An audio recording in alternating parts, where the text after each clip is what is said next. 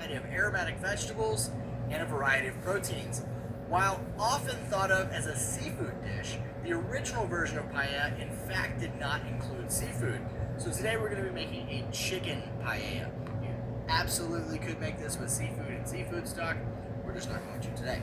The first step is going to be to infuse the saffron into our stock. So I've got some chicken stock and saffron.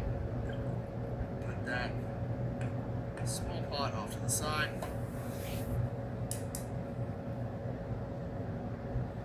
And warm it up.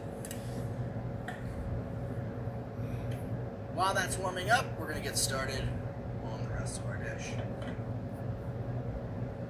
We're going to heat our saute pan over moderately high heat. You could also use a paella pan if you happen to have one.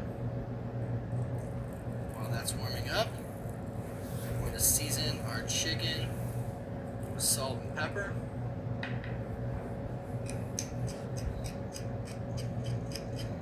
We've got leg quarters here that we have separated into thighs and drumsticks. If you wanted to use just drumsticks, you could, or just thighs, you could do that. This even actually works pretty well with wings.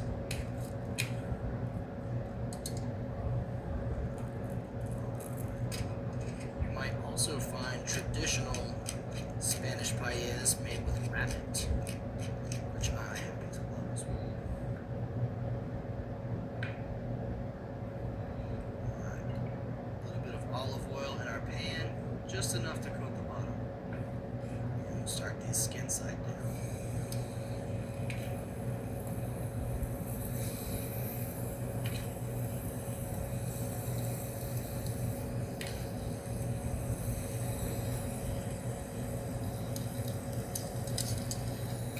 We don't need to cook these all the way through at this point. They're going to cook all the way through during the long cook process of cooking our rice. Right now we're just trying to brown them, get that Maillard reaction happening to really give us that depth of flavor, give us a little fond on the bottom of the pan as well. Alright, those should be nice and brown on the bottom. Go ahead and come back to our sheet pan with that. Nice.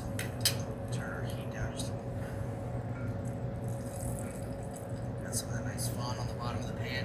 And now we're going to get in with all of our vegetables. So we've got onion,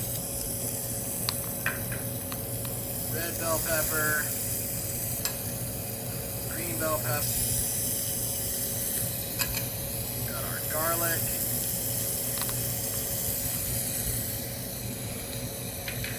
and our Spanish style cured chorizo. That's going to give us some great color and flavor.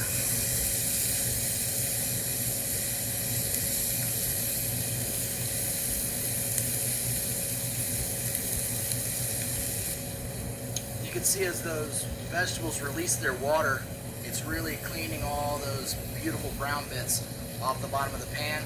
All that flavor is going to soak up into those veggies. So we can see that chorizo starting to give off some of that color from the paprika that's inside it, giving us that kind of orange hue, which is really nice. Now we're going to go in with our tomatoes. Let those cook down just a bit. Right, now we're going to go in with our rice. We're using short grain rice here. You want to use something like a bomba rice would be traditional. You could also use carnaroli rice or arborio rice. Once we've got that rice nice and coated, we'll go in with our stock. You can see how our stock has taken on a really nice golden hue in that saffron.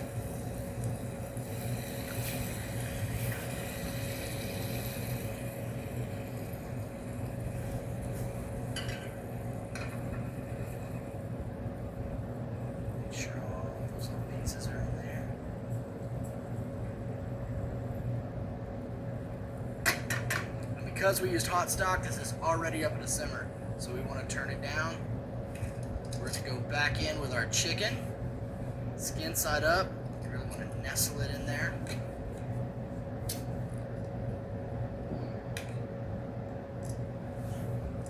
You want to think about presentation at this point,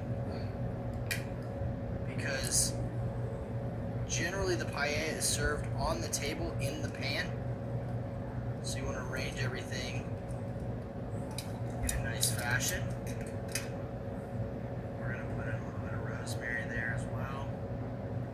And then season. The chicken's already seasoned, so we're going to kind of go around that. There we go. Now we're going to cover this and simmer it for about 20 minutes. That should be long enough to finish cooking the chicken and to cook our rice. Alright, we've got about 5 minutes left in the cooking process, so at this point we're going to add our frozen peas.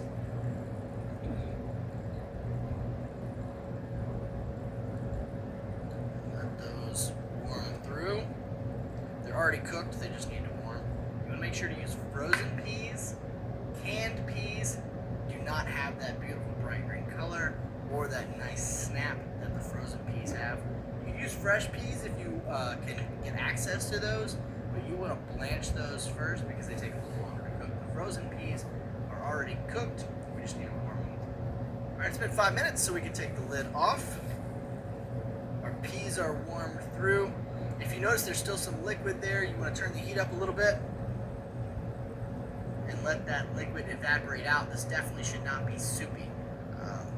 We want that rice to absorb all that flavorful liquid, and once the liquid's gone, all the fat from the olive oil and the chicken skin and the chorizo will kind of line the bottom of that pan, and it'll start to brown that rice that's touching the bottom of the pan. And that's what you want.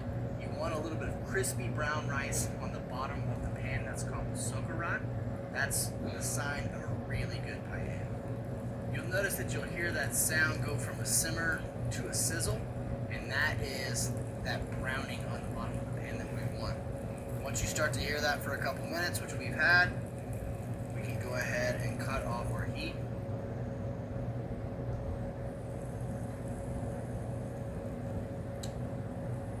We want to let this sit for 10 or 15 minutes to really let all those flavors absorb and to let it cool off because it is super hot right now. Traditionally, paella is served in the pan, sort of a family style experience for people to serve themselves. That's why we made sure to make our presentation look really nice in the pan.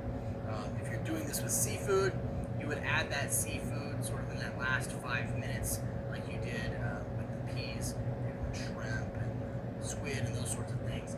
If you're adding clams and mussels, you want to steam those separately, and then you would arrange those in the pan